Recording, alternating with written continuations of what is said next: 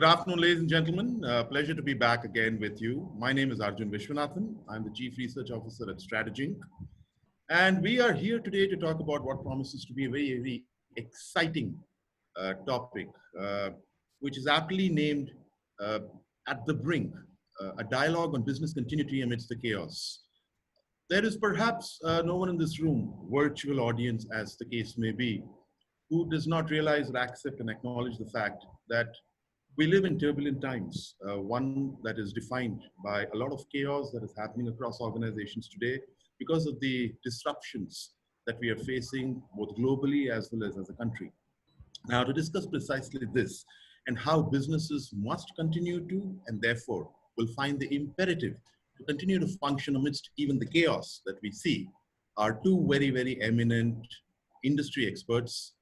Please join me in welcoming Alok Baidia, who's Senior Manager for Engineering at VMware, and Srihari Dandapani, who's Senior Systems Architect at Dell Technologies. Gentlemen, welcome. Pleasure to have you with us today and hear your views and experiences and share them with the larger audience. Now, I'm going to, Alok, with your permission, of course, if I were to be allowed to come to you.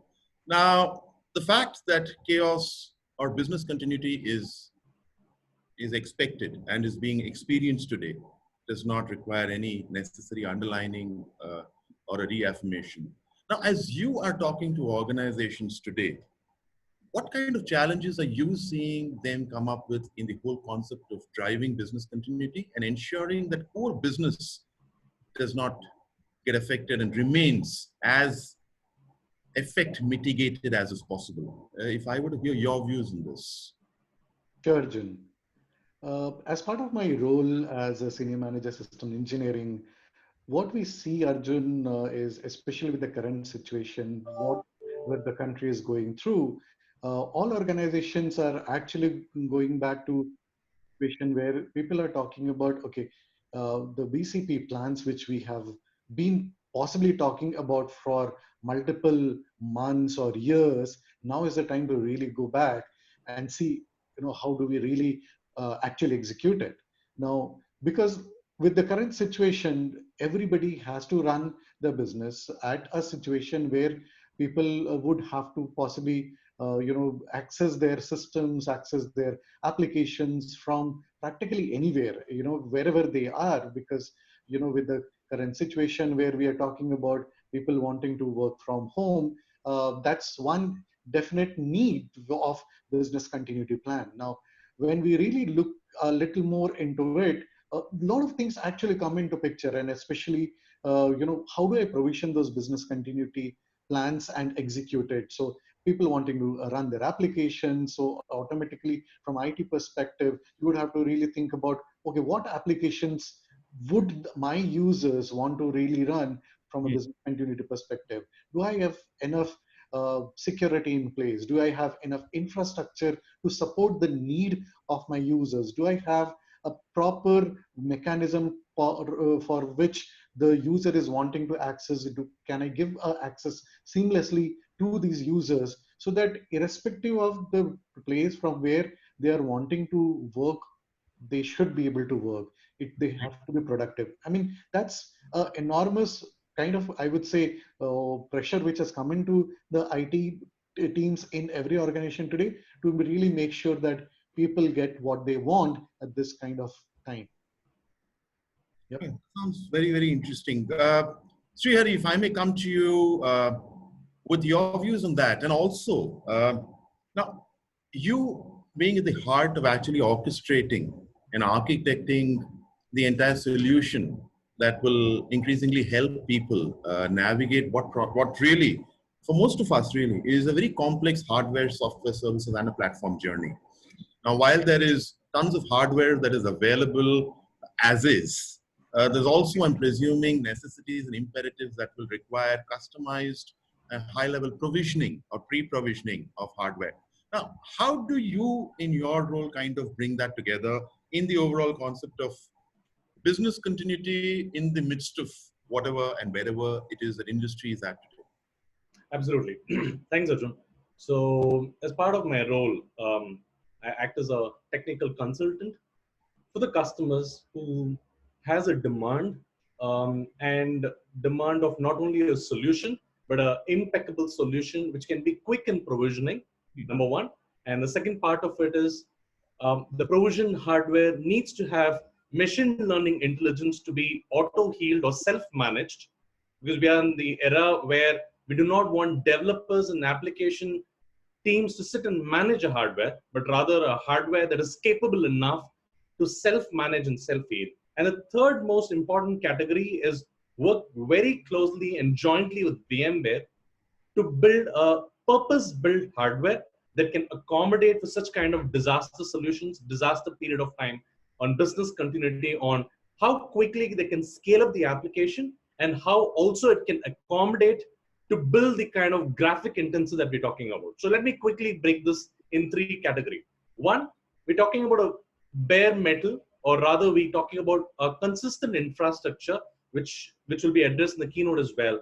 The consistent infrastructure here to accommodate such kind of demand is the HCI platform, or in language of Dell and VMware, it's called VxRail. So this is a platform that we are referring to, which is an integrated platform that can bring up your day zero operations completely seamless. So in today's rush hour of bringing up your BCP on, customers want to make their employee suite available without having an impact on the business or to their end customers, is bringing up the application ready on day zero or day one, to be realistic. Number two, this is a platform integrated jointly with Dell PowerEdge systems, which we call it as a turnkey appliance, jointly in kernel built with VMware. It's got the capabilities of machine learning to have auto healing and self-management systems. These are built on VxRail Data Lake, on Pivotal Cloud Foundry, that's got capabilities of self-healing tomorrow, but as on today, giving the abilities for customers without even raising an SR to know what are the best known KB articles to go and fix, apply the fix quickly. And the third part of it is the hardware is not just Dell PowerEdge, plain vanilla R640s or R740s or R840s. These are engineered jointly back with Dell and VMware together, which can also accommodate the feature set of what NVIDIA can bring in form of graphic intensive, in form of GPU cards. So the kind of choice what the customer gets to make is depending on the kind of application that they want to host. Along with the CPU power, they also demand a GPU power that comes with NVIDIA with graphics. Number two is the type of application that they want to coexist. Could be a 2D simple plain vanilla applications, or a 3D which demands extensive GPU power, could be a 48 gig profile. So how does this hardware succumb along with the CPU power? How does these GPU cards can succumb to meet the demand? That's where VxRail cuts across, makes it a differentiator, because these are pre-tested and pre-built, validated hardware that comes along with the cloud story that we're talking about. So net, these are not just ready nodes, these are not just plain vanilla hardware, but these are purpose-built hardware to meet the demand of the current chaos that we are currently running. Interesting. And I'm actually, I like what you mentioned now, the entire cloud story. Alok, if I may come to you on this. In an increasing atmosphere where an environment where work from home really seems to be the norm, even going forward as well, far ahead as we can see. Do you increasingly see the multi-cloud journeys today having more relevance in this kind of an environment, Alok? And after Alok, I'd like to come to Srihari too. Sure, Arjun. I think that's an absolute valid statement to make, especially with the kind of situation we are in. Because the point is, we are talking about BCP. We spoke about, things around, like you mentioned, how is it relevant with the organizations looking at a multi-cloud strategy? Now, at this point of time, the time where customers of ours are looking at possibly setting up those BCP plans, executing those BCP plans, the essence is how fast can we do it? The infrastructure support, the kind of workloads which they have been running today, how easily can I move these workloads to wherever the users feel it would be best suitable for their kind of environment in which they are working? Like what Srihari mentioned, a graphic designer might want to possibly use his heavy, high-end PC, which has been sitting in their possibly office network to access this application, because it is practically not possible for that particular graphic designer possibly to have the same GPU power available on his home laptop or home PC.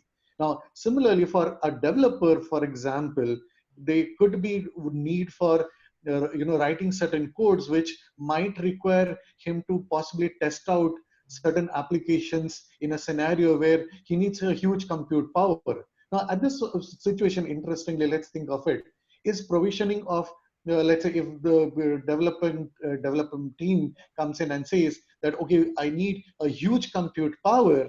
Now, technically, even though you would want to provision it, practically it might not be possible. Hence, all organizations are saying, okay, hey, can I just start leveraging the public cloud for that matter, right? But keep the application in a way that I should be able to practically move the workloads from my private cloud to public cloud, or for that matter, any public cloud, and keep on hovering like I would possibly do a lift and shift across different cloud.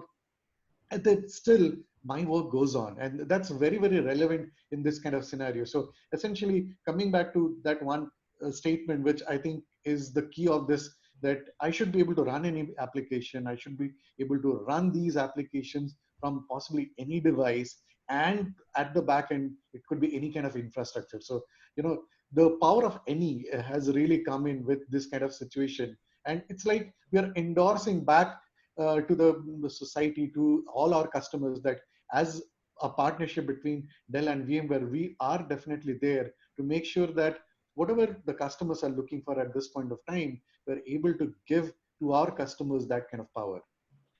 Thierry, I obviously have a view on the clock also, but if you could give us your closing points on this whole concept of, are multi-clouds today more relevant in such a dispersed and diverse environment as we find ourselves in?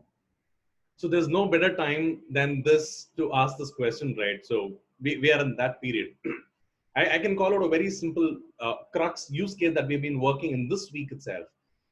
Though there's so much of chaos that's happening around where organizations are restricting employees to come in through, we have one of our enterprise customer who's already built on a private cloud. Also has a subscription on VMC Pod on one of the public cloud as well. Now, quickly the demand was to provision hundreds of users overnight, which means all these 100 users who were supposed to be physically available with all the government norms and restrictions that's prone with all the kind of chaos around. The customer came and said that, get me 100 clients running up overnight. That's number one. And number two is, there are internal entities who have invested in this hardware and have not been consumer of the hardware yet because they didn't have a rise of the hour. Sure. Now, those internal entities have come in and said that, okay, now I want to start using these resources, which runs on a VMware as a platform, and now give me a bill on end of the month on how much have I consumed on. So this is the time where we bring in the usage of the cloud platform with an on-prem landing zone and an off-prem, which is running on VMC as a pod. Now we are able to make use of vRealize as a platform to go and create a blueprint and orchestrate to go and provision the demand of the customer of supplying 100 VMs overnight with absolute no chaos, because the customer has been sized on the underlying hardware and platform to accommodate X number of users. That's been made possible overnight. Number two is the internal entities who was asked in for a specific bill based on the consumption. That's where our chargeback mechanism makes a whole differentiator. Right? Different entities have made different part of the investment on this hardware, which has been lying idle, so on, so forth. But today on, they say, I want 100 users to go on platform one. And the second entity is saying that I want to use X amount of TV of the resources. How do you differentiate? That's where your chargeback mechanism, that's the key component for our hybrid cloud, sets apart and gives them the right usage on what is being consumed. So those are the differentiators, what we can talk on an integrated cloud story for us. Brilliant. Gentlemen, thank you so very much, but that's pretty much what we have time for.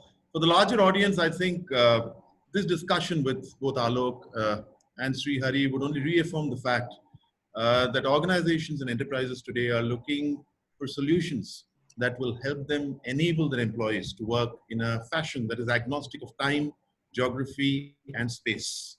If that were to be the case, you know, Dell and VMware are the people to hunt down. But thank you for being with us. It's been a pleasure speaking to all of you. Thank you very much.